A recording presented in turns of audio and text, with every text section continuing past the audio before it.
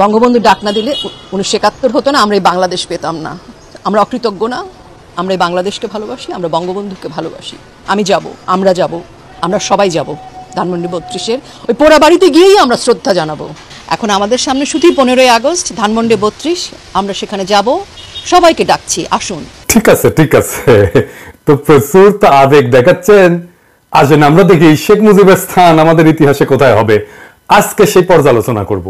1971 সালে আমাদের দ্বিতীয় স্বাধীনতার আগে, মানে 1971 দ্বিতীয়, 47 আমাদের প্রথম স্বাধীনতা, 71 দ্বিতীয়, আর 24 তৃতীয় স্বাধীনতা। এবং 1971-এর এই দ্বিতীয় স্বাধীনতার আগে এবং পরে শেখ মুজিবের রাজনৈতিক জীবন পর্যালোচনা করলে আমরা একটা ইন্টারেস্টিং বৈপরীত্য দেখতে পাই। পাকিস্তান আমলে তিনি ধীরে ধীরে হয়ে ওঠেন গণতান্ত্রিক আন্দোলনের নেতা। দাবি করা হয় যে তিনি গণতান্ত্রিক আন্দোলন করে বাঙালি জাতিসত্তার মর্মবাণী অনুধাবন করতে সহায়তা করছেন।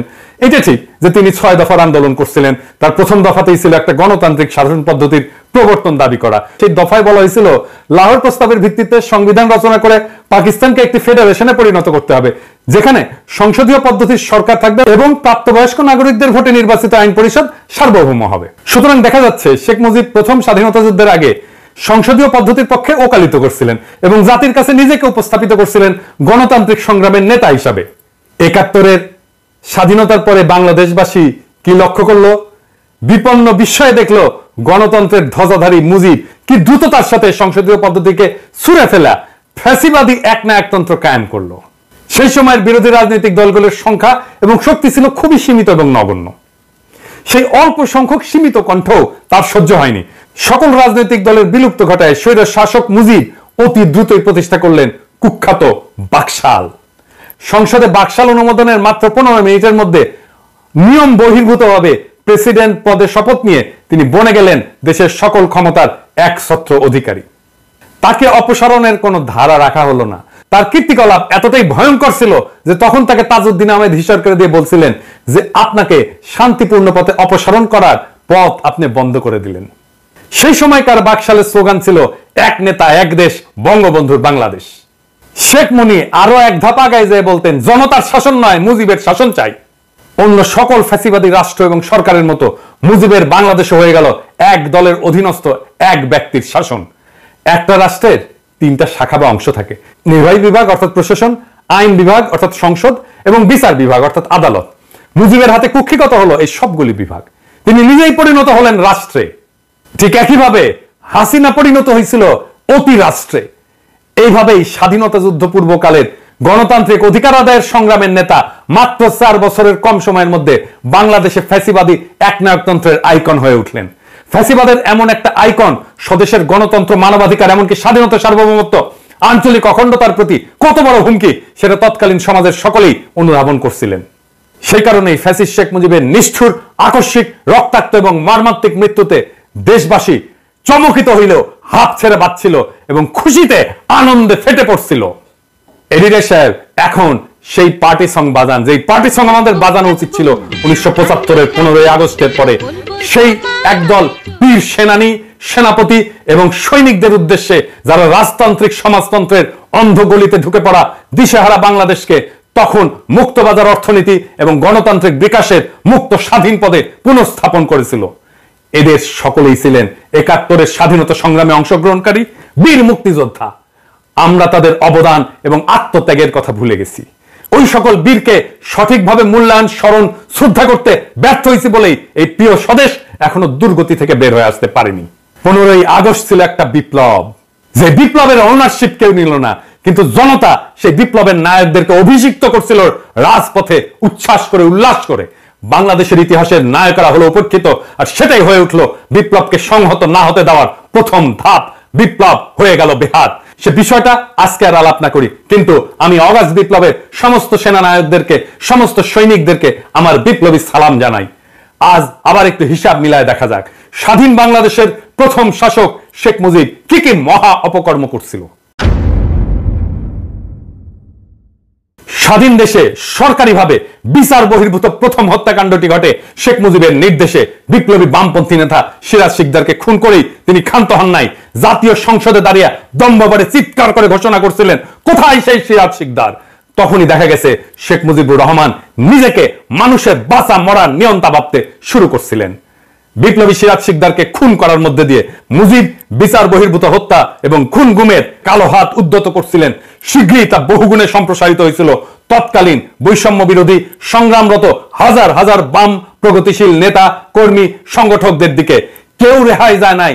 জাসদ থেকে শুরু করে সিপিবি আদর্শবান এমন সকল যুবকেরা তখন বিশ্বাস করত মুজিব জাতির সাথে প্রতারণা করছে, স্বাধীনতা যুদ্ধের মূল উদ্দেশ্যগুলি বিসর্জন দিছে, বিশেষ করে একটি সাম্যভিত্তিক গণতান্ত্রিক সমাজ প্রতিষ্ঠার লক্ষ্যের সাথে বিশ্বাসঘাতকতা করে ক্ষমতা কুক্ষিগত করছে। মুজিব আমলে তার তৈরি কুখ্যাত রক্ষী বাহিনীর হাতে নিহত হন প্রায় 30,000 তরুণ যুবক, যারা ছিলেন আজকে বাংলাদেশে চলমান ছাত্র আন্দোলনে অংশগ্রহণকারীদের মতোই আত্মোৎসর্গের জন্য প্রস্তুত অকুতভয় তরুণ সম্প্রদায়। মুজিব আমলে শুরু হয় নির্বাচনী কারচুপি। 1973 সালে বাংলাদেশে প্রথম সংসদ নির্বাচন অনুষ্ঠিত হয়। সেই নির্বাচন কেমন হয়েছিল তা জানার জন্য আবুল মনসুর আহমেদের কাছ থেকে শুনি। উনি লিখতেছেন, শেখ মুজিব প্রবীণ ও দক্ষ পার্লামেন্টারিয়ানদেরকে পার্লামেন্টে ঢুকিতে না দিবার জন্য সর্বশক্তি নিয়োগ করিলেন। আমি দেখিয়া খুবই আতঙ্কিত ও চিন্তাযুক্ত হইলাম যে নির্বাচন চলাকালে আওয়ামী নেতৃবৃন্দ অপোজিশনের প্রতি যে মনোভাব অবলম্বন করিয়াছিলেন সেটা সাময়িক অবিবেচনা প্রসূত ভুল ছিল না। তারা যেন নীতি হিসাবেই এই পন্থা গ্রহণ করিয়াছিলেন। নির্বাচনের ফলে অপোজিশন একরূপ শূন্যের কোঠায় পৌঁছাইছিল।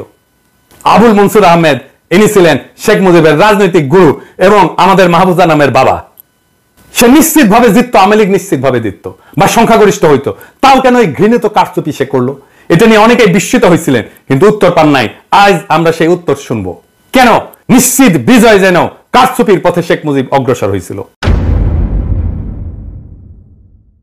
সেই নির্বাচনে আওয়ামী লীগ পাইছিল 300-র মধ্যে 292টা। 10টা সিটের কম পাইলে সরকারিভাবে পার্লামেন্টে বিরোধী দল হওয়া যায় না। ফলে বাংলাদেশে মুজিবের প্রথম এবং একমাত্র নির্বাচনে সৃষ্ট পার্লামেন্টে কোনো বিরোধী দল ছিল না। এটা আমরা কেউ জানি না। পরবর্তীতে একদলীয় ব্যবস্থা প্রবর্তনের প্রাথমিক পদক্ষেপ ছিল এটা। তার মানে সামান্যতম সংসদীয় বিরোধিতা সে টলারেট করবে না, সেই জন্য সে নীতি হিসেবে গ্রহণ করছিল, যেটা নিশ্চিত হওয়া সত্ত্বেও বিপুল ব্যাপক কারচুপির মাধ্যমে সংসদে 292টা আসন নেওয়া যেন কোনোভাবে কোন সংসদীয় বিরোধী দল না থাকে। একই কাজ করছিল আমাদের গত জার্নি নির্বাচনে হাসিনা মুজিবের মাইয়া। মুজিবের আরেকটা কুকর্ম ছিল লুটপাটের রাজত্ব কায়েম করা। তার দল পরিবারের লোকজন দুস্থ অসহায় সংখ্যালঘুদের সহায় সম্পত্তি, বাড়িঘর দখল, রেশন কার্ড, পারমিট বাণিজ্য, চোরাচালান, খাদ্যদ্রব্যের মজুতদারি, এই সমস্ত অপরাধমূলক কাজকে মূল অর্থনৈতিক এবং বাণিজ্যিক কর্মকাণ্ড হিসেবে প্রতিষ্ঠা করছিল। তখনকার রাজধানী ঢাকার দুর্দশাগ্রস্ত এক রাতে তার বড় ছেলে শেখ কামাল সাঙ্গপাঙ্গ নিয়ে দেশের কেন্দ্রীয় ব্যাংক এলাকায় মানে মতিঝিল এলাকায় পুলিশের গুলি খায় হাসপাতালে ভর্তি হয়েছিল। কি করতে গেছিল আপনারাই বুঝে নেন।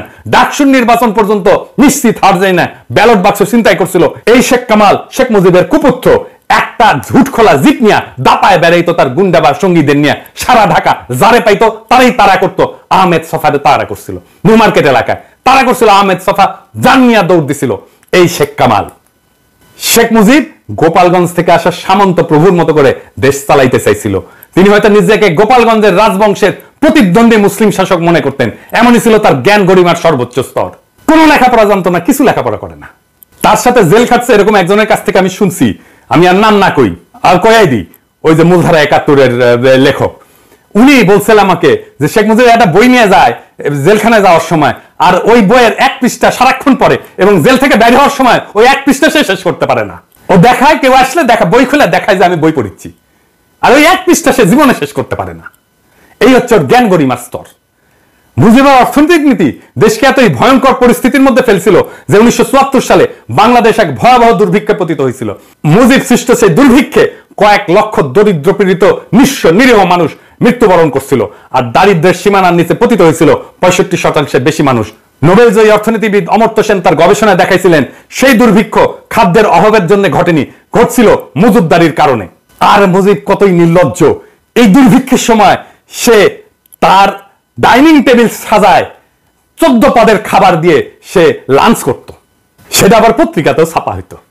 কেমন নির্লজ্জ একটা। এমন পরিস্থিতিতে মুজিব যখন দেখলো যে সমাজ এবং দেশে প্রতিবাদ বিক্ষোভ ক্রমশ বেড়ে যাচ্ছে, তখন যৎসামান্য গণতান্ত্রিক ব্যবস্থা বা পরিসর যা অবশিষ্ট ছিল তাও খায়া ফেললেন। গণতন্ত্রের পথ অনুসরণ না করে প্রবল স্বৈরাচারী ব্যবস্থা অর্থাৎ লৌহ কঠিন শ্বাসরুদ্ধকর ফ্যাসিজমের পথে পা বাড়াইলেন। শাসন এবং শোষণ করার সবচেয়ে অগণতান্ত্রিক এবং নিষ্ঠুর রাস্তাটি বেছে নিলেন শেখ মুজিব। দেশবাসীকে ভাওতা দেওয়ার জন্য তথাকথিত সমাজতন্ত্রের নামে রাষ্ট্রবিনাশী ফ্যাসিবাদী একনায়কতান্ত্রিক বাকশাল কায়েম করছিলেন। আর এই বাকশালের সহযোগী ছিল সিপিবি, এই বাংলাদেশের সিপিবি, এই মুজাহিদুল ইসলাম সেলিম বাকশালের সহযোগী ছিল। যেদিন বাকশাল কায়েম হয়, এই মুজাহিদুল ইসলাম সেলিম ছাত্রলীগের সাথে মিলে আনন্দ মিছিল বাইর করছিল ঢাকার রাজপথে। আওয়ামী লীগের অফিস পুরাই দিচ্ছেন, সিপিবির অফিস কেমনে থাকে? সিপিবির অফিস দখল করেন, সিপিবির অফিসকেও জনগণের অফিস বানান। ওই অফিস থেকে ফ্যাসিবাদের সহযোগীদের উচ্ছেদ না করে দিলে বাংলাদেশের মুক্তি নাই। ওই সিপিবি কে ধইরা আবার আওয়ামী লীগ উঠে দাঁড়াবে আমি কয়ে রাখলাম। বাংলাদেশের প্রথম ফ্যাসিবাদী শাসক মুজিবকে তাদের মূল আইকন গণ্য করে এবং মানে আওয়ামী লীগ। ৭৫-এর ইতিহাসের কুৎসিত নর্দমায় পতিত এই আইকনকে শেখ হাসিনা এবং তার দল গত ১৫ বছর ধরে সর্বশক্তি দিয়া সারা দেশে পুনঃপ্রতিষ্ঠিত করার অপচেষ্টা করছিল। এই প্রক্রিয়ায় মুজিবের স্বৈরাচারী প্রতিটি অপকর্মকে আড়াল কইরা মিথ্যা তার গুণের কলবার বহুগুণে বাড়ায় এবং দেখায় তার একটা ইতিবাচক ভাবমূর্তি প্রতিষ্ঠার চেষ্টার কোনো ত্রুটি করে নাই গত ১৫ বছর জবরদস্তি করে ক্ষমতায় থাকা স্বৈরাচারী হাসিনা সরকার। এই জন্যে রাষ্ট্রীয় ভান্ডার থেকে কয়েক হাজার কোটি টাকা খরচ করছে। এত কিছু করেও যে কোনো কিছুর কাজে লাগেনি তা প্রমাণিত হয়েছে বাংলাদেশের কিশোর তরুণ যুবকদের নেতৃত্বে সম্পাদিত সফল আগস্ট বিপ্লবে মুজিবের সমস্ত মূর্তি, মুজিবের সমস্ত আইকন জয় বাংলা করে দিছে বাংলার দামাল ছাত্র জনতা। এই ঘটনা যে ঘটবে এটা আমি আগেই বলছিলাম। এডিটর সাহেব দেখান কি হবে, আমি এটা বলছিলাম, দেখান। আমরা যে লড়াইটা করছি না সেটা হলো মুক্তিযুদ্ধ। ৭১-এর মুক্তিযুদ্ধের চাইতে কম গৌরবের না, ৭১-এর চাইতে কম রক্তাক্ত না। এই লড়াইয়ে বিজয়ী হয়ে আমরা বাংলাদেশের মানুষকে প্রকৃত মুক্তির স্বাদ দেব। হ্যাঁ, আমরা নতুন রিপাবলিক গড়বো, যেটা আপনারা পারেন নাই। তো যেখানে সমান নাগরিক অধিকার নিয়ে সকল নাগরিক মর্যাদার জীবন পাবে, বাংলাদেশের সকল মানুষের সমস্ত সম্ভাবনাকে উন্মুক্ত করা হবে, দিল্লির দাসত্ব থেকে বাংলাদেশের মানুষ মুক্তি পাবে। আর আমরা কাদের সিদ্দিকীর মতো প্রকাশ্যে ব্যানার দিয়ে কাউরে খুঁচায় মারবো না বিজয়ের পরে, বা বিহারীদের সম্পদ দখল কইরা ভাগ্য বদলাইতে দেবো না কাউরে। হ্যাঁ, তবে আমরা চাই বা না চাই আওয়ামী লীগ আর কোনোদিন মাথা তুলে দাঁড়াইতে পারবে না, নিশ্চিন্ন হয়ে যাবে। আর হ্যাঁ, ওই যে ড্যাডি অফ দ্য নেশনের মূর্তি টুর্তি বসাছে না হাসিনা কাটালানি, ওগুলো থাকবে না। হাঙ্কারে কিছু করা লাগবে না। হাসিনার পতনের ২৪ ঘন্টার মধ্যে পাবলিক সেগুলো মাটির সাথে মিশিয়ে দেবে।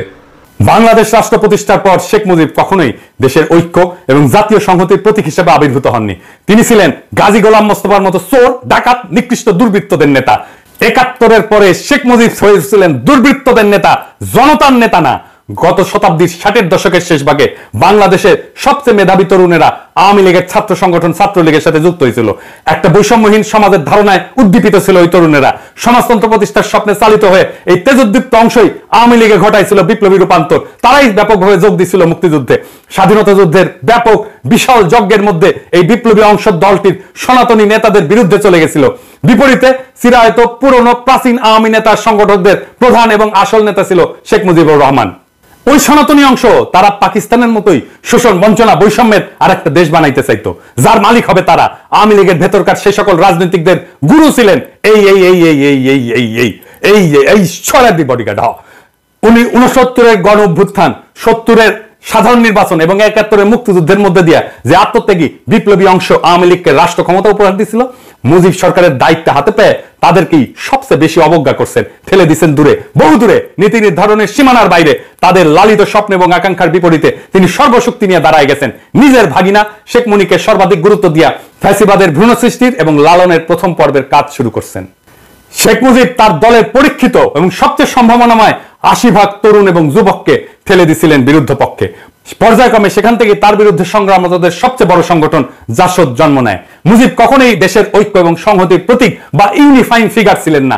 সে ছিল সদ্য স্বাধীন দেশে চূড়ান্ত বিভেদ সৃষ্টিকারী ইন্ডিয়া অনুরাগী এক দেশদ্রোহী শাসক।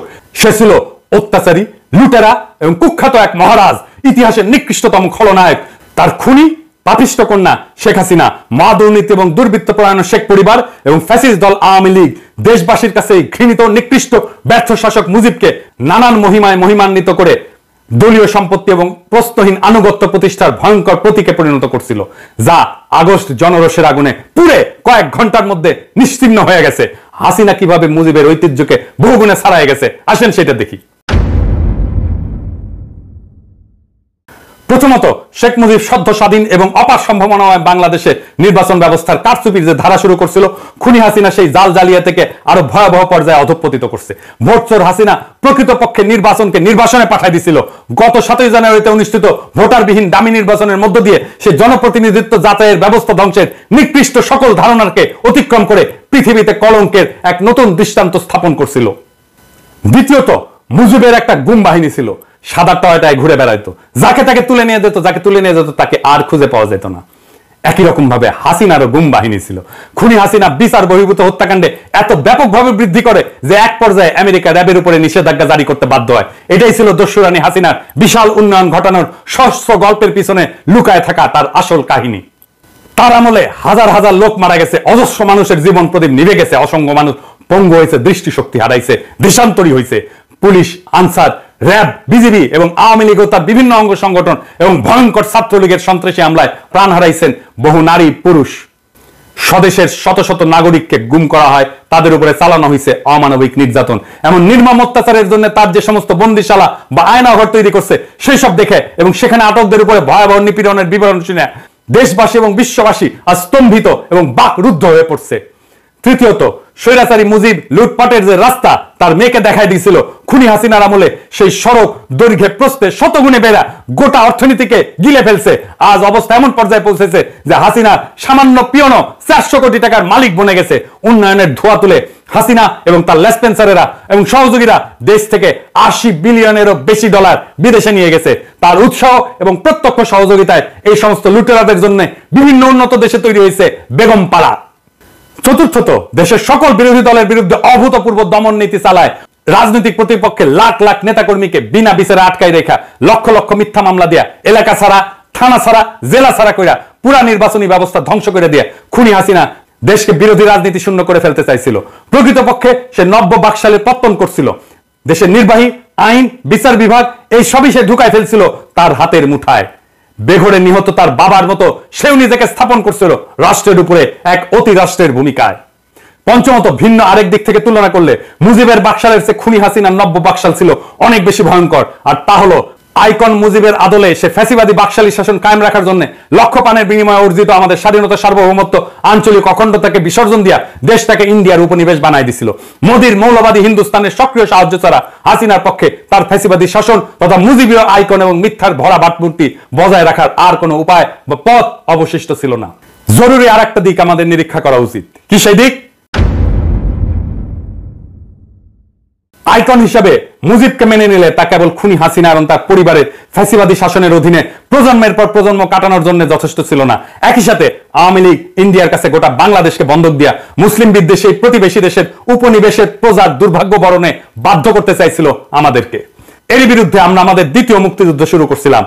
আমরা জানতাম এই যুদ্ধে জিততে হলে মুজিবের হাত ধরে আসা বাকশালী ফ্যাসিবাদকে চিরতরে কবর দিতে হবে। নারী পুরুষ নির্বিশেষে বাংলাদেশের কিশোর তরুণ যুবকেরা তা করে দেখাইছে। আমরা জানতাম জিততে হলে অর্থাৎ বিজয়ের রঙিন পতাকা ছিনা আনতে হলে ইন্ডিয়ার আধিপত্যবাদের কালো হাতকে চিরতরে ভেঙে দিতে হবে। বাংলাদেশের বীর জনতা হেলিকপ্টার, গানশিপ, আর্মার্ড ভেহিকল, গুলি, স্নাইপার, টিয়ার গ্যাস, লাঠির মুখোমুখি দাঁড়ায় শত শত প্রাণ বিসর্জন দিয়ে হাজার হাজার চোখ হারিয়ে অঙ্গহানি ঘটায় মহাগৌরবের সাথে দেশের জন্য পবিত্র সেই কর্তব্য এবং দায় সম্পন্ন করছে। আমরা এক নদী রক্ত পাড়ায় আবার আমরা স্বাধীনতার সূর্যকে ছিনায় আনছি। এই মহান যুদ্ধে বিজয়ী হওয়ার সাথে সাথেই বাস্তবেই মুজিবের ফ্যাসিবাদী আইকন ভেঙে চুরে টুকরা টুকরা হয়ে গেছে। ইনশাল্লাহ নিশ্চয়ই আর কোনোদিন এই মহাদানব বাংলার পবিত্র মাটিতে ফিরে আসতে পারবে না। সুতরাং আজকে পরাজিত শক্তির যেসব এজেন্টেরা 15ই আগস্টকে জাতীয় শোক দিবস হিসেবে পালন করার ধৃষ্টতা দেখায়, প্রস্তাব করে, তাদেরকে স্পষ্ট ভাষায় বলে দিতে চাই, গণতন্ত্র হত্যাকারী মুজিবী আইকনের স্থান নব্য স্বাধীন দেশে আর কখনোই হবে না। এই ধরনের অপচেষ্টা আপনারা বন্ধ করেন। এই মোহ চিরদিনের জন্য ত্যাগ করেন। প্রাণপ্রিয় মাতৃভূমিতে এই দিবসটি আর কোনোদিনই মুজিবের নামে পালন করা হবে না ইনশাল্লাহ। এখন থেকে প্রত্যেক বছর 15ই আগস্ট এই দিনটি আমরা গণতন্ত্র পুনরুদ্ধার দিবস হিসেবে বিপুল উৎসাহের সাথে আনন্দ উল্লাস এবং উৎসবের সাথে পালন করব। আমরা স্মরণ করব সেই বিপ্লবী বীরদের যারা আমাদেরকে এই 15ই আগস্টে গণতন্ত্র উদ্ধারের ক্ষেত্রে সেনানীর ভূমিকা, পথ প্রদর্শকের ভূমিকা এবং বিপ্লবী ভূমিকা পালন করছিল। আমরা এখানে থেমে থাকবো না। আমাদের বিপ্লবের একটা প্রধান অঙ্গীকার হলো ফ্যাসিবাদকে চিরতরে বিদায় করা। আমরা সেই পবিত্র অঙ্গীকার অবশ্যই বাস্তবায়ন করব। যারা ফ্যাসিবাদকে ফিরে আনতে চায়, একে পুনর্বাসন করতে চায়, তাদেরকে হুঁশিয়ার করে বলতেছি, এখানে থামেন। এই প্রসঙ্গে ব্রিগেডিয়ার সাখাওয়াত হোসেন আপনারে বলতেছি, যথেষ্ট বলছি, আপনি থামতেছেন না। আপনারে আজকা আমরা জনতার পক্ষ থেকে যেই খেতাব আমরা এতদিন হাসিনার লোকদেরকে দিছি, সেই খেতাব আপনারে দিলাম। এডিটর সাহেব জাউরা সিল মেরে দেন, আরেকবার মারেন, 3 বার মারেন, শুয়ারের বাচ্চা, তোর পাছার মধ্যে সিল মেরে দেবো আমি। হারামজাদা, তুই খুনিদেরকে সংগঠিত হতে বলার কে? কোন এখতিয়ারে, কোন জোরে তাদের পুনর্বাসিত করতে চাস? তুই কার স্বার্থে, কোন পক্ষে কথা বলতেছিস? শুয়ারের বাচ্চা, তোর স্বরাষ্ট্র মন্ত্রণালয় তোর পাছা দিয়ে গুটি ঢুকাই দিব। হারামজাদা, বান্দির পুত, মাদারচোদ। খুনি হাসিনা গত 15 বছর ধরে ইন্ডিয়া প্রয়োজন এবং হীন স্বার্থে বাংলাদেশের সশস্ত্র সেনাবাহিনীর বিভিন্ন স্তরে যে অশুভ পরিবর্তন ঘটাইছে, অফিসার স্তরে যে পরিমাণে দুর্নীতিগ্রস্ত দালাল অসৎ মাল ঢুকাইছে, তাদের ব্যাপারে দেশবাসী সতর্ক, সজাগ এবং সচেতন আছে। ইন্ডিয়ার অনুমোদন নিয়ে বসানো সেনাপতিরা এই মাদারচোদ সাখাওয়াত তোরে এই অন্তর্বর্তীকালীন সরকারের মধ্যে ঢুকাইছে, আমরা জানি তুই কিভাবে ঢুকছিস। তোরে আজ শুনতে হবে সেই রাজপথ মহাসড়কের কথা, যেখানে জনতার মিছিল এসা দুঃশাসনের তত্ত্বে তাও পুরাই দিছে, ওদের ঘৃণিত অপশাসনকে কবর দিছে। জনতার যেই মহাশক্তি, তাদের যদি চিনতে না পারিস, তোরে আমরা চিনাই দেবো টাইম মতো, ঘাড় ধইরা ওই সচিবালয় থেকে বের করে দেবো পাছায় লাথি দিয়া। প্রিয় দেশবাসী, প্রতি বিপ্লবের কথা বলতেছে, বিপ্লব করছি, প্রতি বিপ্লব ঠেকানোর ক্ষমতা, সামর্থ্য, হিম্মত আমাদের আছে। প্রতি বিপ্লবীরা সামনে আসুক, দেখাই দেব কিভাবে বিপ্লব রক্ষা করতে হয়।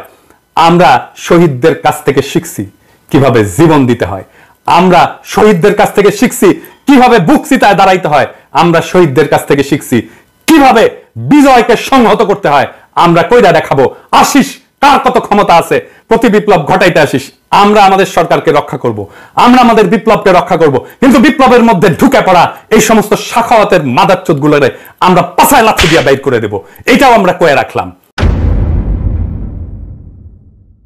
আমাদের মনে রাখা দরকার, ফ্যাসিজম উত্তরকালে পশ্চিমা বিশ্বে, বিশেষ করে জার্মানি, ইতালিতে যে সমস্ত আইকন, কালচার, কনসেপ্ট, এমনকি ভাষা ব্যবহার করে ফ্যাসিজম উৎপাদন, প্রতিষ্ঠা, এর ইকোসিস্টেম তৈরি এবং স্থাপন করা হয়েছিল, তার সবকিছুই ঝাড়ে বংশে ঝাঁটায় বিদায় দেওয়া হয়েছিল। সেই সব প্রতীক, ভাবমূর্তি, ছাপ, ছবি এবং চিহ্ন ব্যবহারকে ফ্যাসিজমের আবার আগমন হিসেবে গণ্য করা হয়।